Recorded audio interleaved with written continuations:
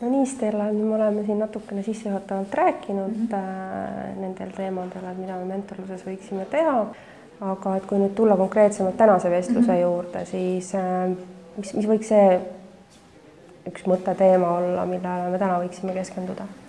Et me sinna kokkuleppesse panime ka, et õppetöö läbiviimine ja ma mõtlen, et mul on nagu see, et ma teen loengud ilusasti valmis, kõik materjalid valmistan ette, mul on slaidid, ma olen isegi videod pannud sinna slaididele vahele, et ilusasti nagu teema on, näited, kõik on nagu olemas ja selgitused, aga kui ma seda loengut teen, siis ma näen, et nendel ei ole selle teema vastu huvi.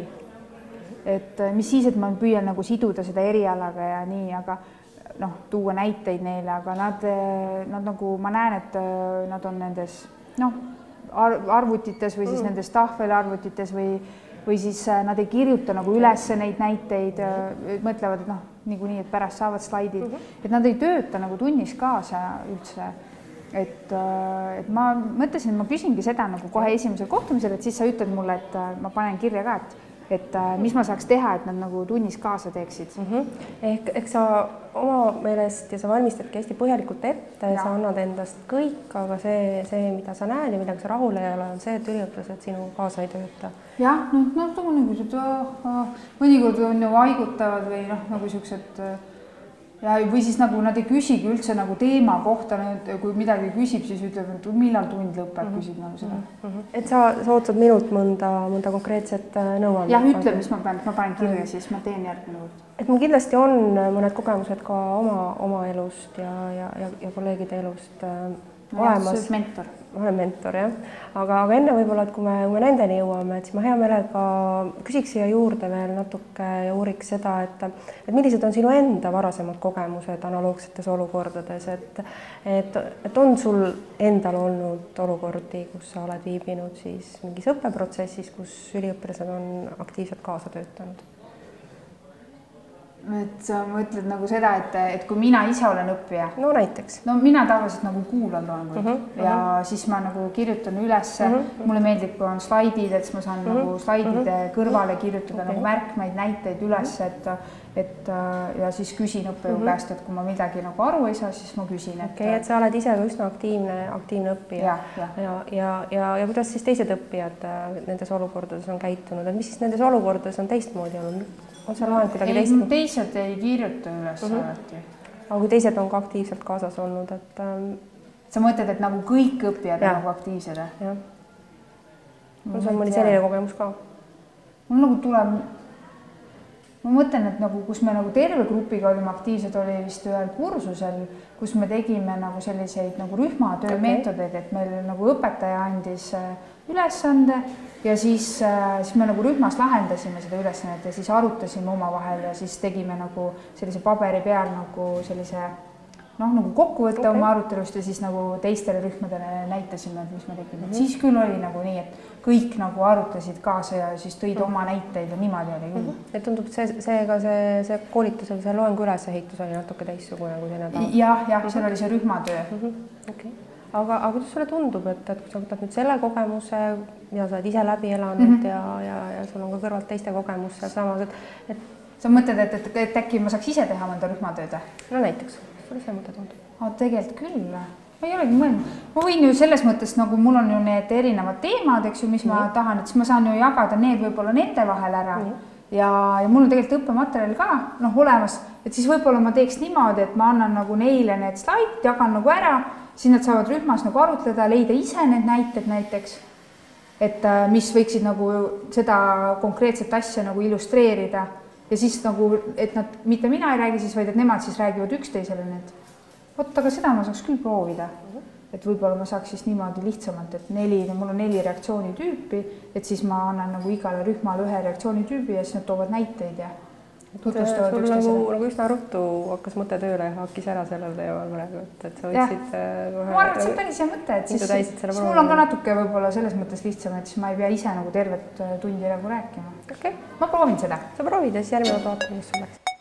Ehk siis mentorsuhte alguses oli meil ja kuulu järgi on on ka võib-olla väga paljudel teistel alustavatel menteedel palju ootusi oma mentori suhtes. Et nagu ka siin oli näha, et siis mentee soovib saada oma küsimustele väga konkreetseid vastuseid. Paraku kui me mentorluse juurde tuleme, siis minu teadmised ei pruugi menteed kuidagi hästi edasi aidata. Ja seetõttu selles faasis on väga problemaatiline või libe tee hakata seda nõu andma, isegi kui seda sinu käest küsitakse. Et see on ka natuke selline vastutuse teema, et kes siis võtab seda protsessi juhtida ja selle tulemuse eest vastutada. Seetõttu siis see, mida me proovisime siin demonstreerida selles esimeses dialoogis suhte alguse faasist, ongi see, et kuidas siis on üks võimalik viis nii-öelda tagasi anda menteele vastutus ja panna teda ise otsima lahendusi selle asemel, et talle neid ette öelda. Ja üks hea viis selleks on inimese enda varasemale kogemusele tuginemine, selle uurimine.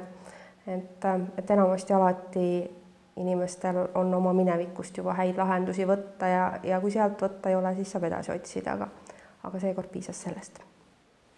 No nii, Stella, tore on sind taas näha. Seekord oleme siis siin minu kabinetis. Ja eelmine kord me läksime lahku sellega, et sa plaanisid proovida ühte teist meetodit. No rühmatööd. Rühmatööd, jah. Kuidas sul läks? Selles mõttes, et ma olin päris üllatunud. Mul läks minu meelest nagu päris hästi. Nad kõik töötasid rühmas kaasa, mõni üksik oli nagu, kes ma ei saa aru, miks ma pean, aga üldiselt nagu enamik töötas võrreldes sellega, kui mina räägin neile. Isegi kui nad nagu rühmas rääkisid üksteisele, siis tegid nagu seda ettekannet, et siis nad ka nagu kuulasid parema meelega, mulle tundus, kui siis, kui nad mind nagu kuulavad. Aga mulle nagu endale tundub see, et kui mina nagu seda loengu teen, siis nad on nagu, see ettevalmistus on nagu sügavam. Aga nüüd, kui nemad nagu üksteisele tegid, et siis nad jäid nagu natuke nagu pinnapealseks. Et nad tegid küll ära ja ma kiitsin ka, et väga hea. Ja siis täiendasin nagu lõpus tõi nagu kokkuvõtte, aga mulle ikkagi nagu tundub, et kui sellist rühmatööd nagu kasutada niimoodi ainult, et nad õpivad jube pinnapealselt, et nad ei lähe nagu sügavale, et siis kui ma ise nagu õpetan, siis ma saan nagu paremini rohkem näiteid ja nagu sügavamalt õpetada. Et ma kuulen siit sinu jutust nagu mitu asja välja, et ühelt poolt sa proovisid teistmoodi ja sul läks palju paremini ja sul läks palju paremini ja selles mõttes olid sa nagu meeldivalt üllatunud ja rahul. Aga samas siit kõlab ka välja sinu teatav mure, et kuna tundub, et sa väärtustad hästi sellist ka sügavat ja põhjalikku nagu teadmiste vahetamist oma tudengitega, siis sul on tunne, et praegu jääb see veel natukene pinnapealseks. Jah, et nad teevad nagu ära need, mis ma ütlen, et pange see on ju, siis nad täpselt selle teevad, aga nad nagu ei mõtle nagu edasi või nad ei ole nagu, nad ei seosta võib-olla seda nii hästi, et ma tahaks jah nagu sellist, et nad õpiksid nagu rohkem ja sügavamalt. Ehk sa muutsid midagi, said teistsuguse tulemuse ja sul on tunne, et sa võiks veel midagi muuta? No jah. Et ma võiks midagi veel proovida, aga mul praegu nagu ei tule endal rohkem meelde, et mida ma oleks ise nagu õppijana nagu... Et oma varasemast kogemusest sul praegu nagu midagi hetkel... No teooriatunni praktikas küll, aga teooriatunnis ma praegu ei tea midagi, et rühmatööd tean, loengut tean, et videosid, seda ma ka juba kasutasin, aga kuidas see oleks, kui ma sulle siit ühte raamatut lugeda annaksin? Millest see on? Erinevatest õppemeetoditest. Et kuidas sulle tundub? Kas sellisest asjast võiks sul abi olla? Sa mõtled, et ma saan siit vaadata, et mis meetodeid veel on? No näiteks, et sa vaatad siit raamatust ja siis me näiteks järgmine kord võiksime siis aidata nende valikute peal keskenduda või sa julged kohe ise mõnda proovima? See on päris hea autor, ma seda võib-olla oleks küll. Ma võtan selle raamatu, ma vaatan, et mis siin on ja siis äkki järgmine kord siis arutame, et mida võiks võib-olla proovida. Näiteks. Teeme nii. see teine dialoog on siis näidis mentori suhte keskpaigast,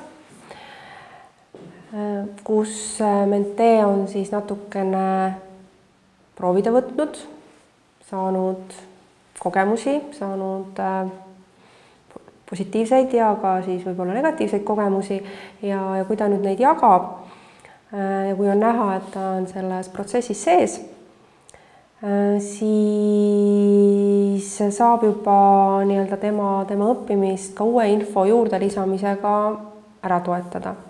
Ehk näiteks siis antud juhul tundus olevat õige aeg ja sobilik menteele soovitada erialast kirjandust, õppemetoodilist kirjandust. Ja mentee võttis ka selle seetõttu heal meelel vastu. Et kui seda kirjandust soovitada võib-olla siin suhte alguses ja jätta ta selle kirjandusega üksi, kui veel kontakti tekkinud ei ole, kui mentee seal protsessis sees ei ole, siis sellel ei ole sellist efektiivsust, kui siis sellises suhte keskfaasis, aga samaväärselt võib siin teha igasuguseid muid arendavaid tegevusi, et koos õpet planeerida mentoriga või samamoodi menteed kuskil kursustele saata. Inga, ma tõin sulle raamatu tagasi. Aitäh sulle. Ma olen praegu palju asju proovinud ja siis ma käisin vaata sellele õppemeetodite koolitusel, mis sa soovitasid ja siis ma lugesin seda Reet Valgma raamatut. Ma olen praegu päris rahul, et ma tegin oma kursuse ümber ja need nagu iseseisvad tööd, mis nad kodus teevad, millest ma nagu tagasisidet annan ja siis see, mis me tunnis teeme, et see on nagu niimoodi sujuvalt läheb edasi ja ma olen nagu rahul ja õppijad annavad ka positiivset tagasisidet ja tundub, et päris siuke mõnus sügav õppimine on, et ma olen päris rahul. Ma tegin Moodle'isse selle kursuse toe ka, et ma näitan sulle seda Moodle'i kursust. See on ka päris põhjalik. Ma vaatan siin, et siin on nagu mitmeid teemasid ja iseseisvad töid. Nojah, ma nagu, et terviklik kursus oleks ja hindamis ka, et õpiväljundid ja hindamine on seotud selle õpiväljunditega. Et kui ma nüüd selle alguse esimese kohtumise siia kõrvale võtame, et sinu õpetamine on väga palju muutunud selle aja jooksul. Ma arvan küll. Ja sa oled nagu hästi palju ise juurde õppinud ja arenenud. Ma olen nendest kokkusaamistest on nagu abi olnud, et kellegagi saab rääkida, et kuidas on paremini teha mingeid asju ja ma olen sellest nagu tuge saanud ja ongi, et lugenud raamatuid ja asju, et tunnen, et ma olen parem õppejõud, kui ma olin alguses. Mentorsuhte lõpus, nii nagu meil siis see 3. dialoog oli selle perioodi peale üles ehitatud, on näha, et vastutus on ilmselt liikunud mentee peale. Mentee reflekteerib iseennast, oma tegemisi. Õnnestumise korral on tal palju õnnestumisi ette näidata ja mentoril eriti palju sõnaõigust siin ei ole, mis on eesmärk ja on väga positiivne. Ja kui me nüüd võtame seda kõike kolme etappi, mis me siin oleme dialoogidena näidanud, siis see, mis on nagu mentoril positiivne või mida mina sain ise kogeda läbi mentorluse, oli 5 sammu töötamine. Ehk kui algselt siis oli see, et mentor kutsus mentees esile rohkem tema teadmisi ja julgustas teda neid proovile panema, siis lõpuosas ongi see, et mentee siis tegutseb ise ja on võimeline ise tegelikult nii probleeme püstitama kui ka neile lahenduskäike välja mõtlema ja neid ka ellu viima.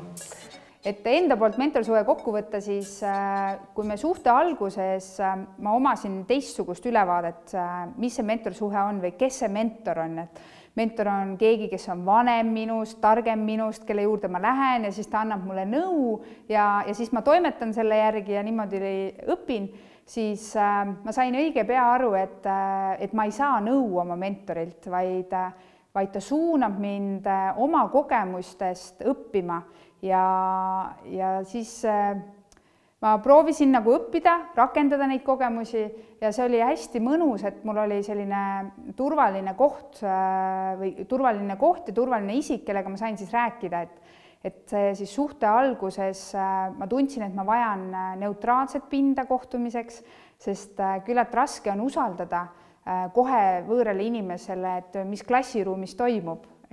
Kuigi ma tean, et mentorsuhe on konfidentsiaalne ja midagi välja ei lähe, siis ikkagi on raske rääkida, kui mingid jamad on. Ja hiljem ma võisin vabalt minna ka tema juurde, me saime töö juures kokku, ta käis minu tunde vaatamas, et see usaldus nagu kasvas selle suhte jooksul ja siis ta suunas mind ka teiste kirjandusallikate juurde, kellegi teiste kogemustest õppima. Et sellest oli hästi palju abi selle suhte jooksul ja ma tundsin, et see toetas väga minu arengut õppejõuna ja ma olen ise selleks väga tänulik. Ja siis ma jõudsin nii kaugele, et ma läksin ise mentorkoolitusele, ma läbisin ise mentorkoolituse ja nii nagu me siin lõpus ka juba tegime sellise näidisklipi, siis tegelikult meist said nagu kolleegid, kes aitavad ja toetavad teineteist.